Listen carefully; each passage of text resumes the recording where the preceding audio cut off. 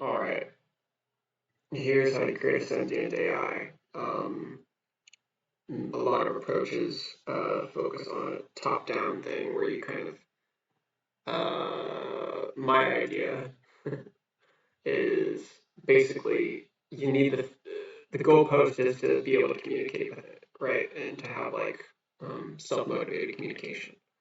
Um, the way to do this, and the way that would be very cool to see along the way, is you create a simulation. Uh, doesn't really have to be that complicated, but it does have to be complicated enough to have multiple actors and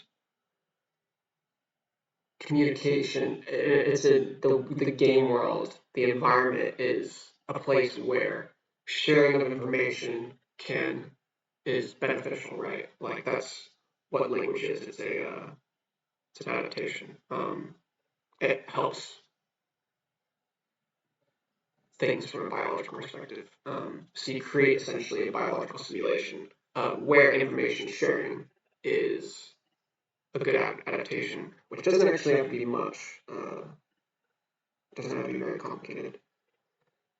Um,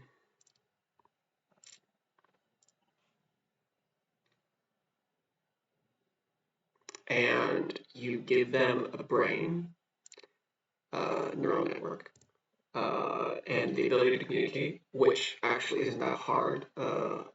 Language is essentially information, which is just numbers.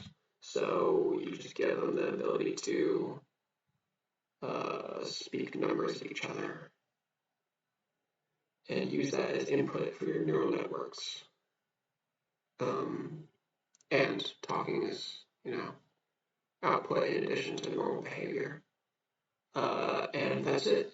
That's basically the idea. So it's essentially just like saying like, okay, wait, let's create a bottom-up simulation. The more you make the, like I said, it doesn't have to be complicated, but the more complicated you make it, the more advanced the language would get because the domain of shareable information increases. The domain of shareable information that's beneficial to share increases.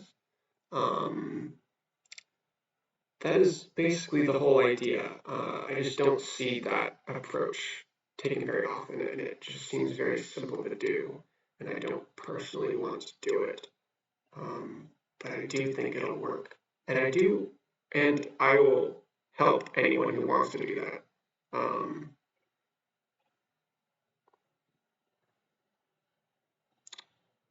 and that's it. Though I'm not sure, one note, I'm not sure about the ethics of this.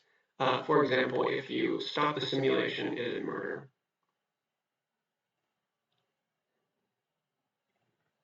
Spooky. That's it though.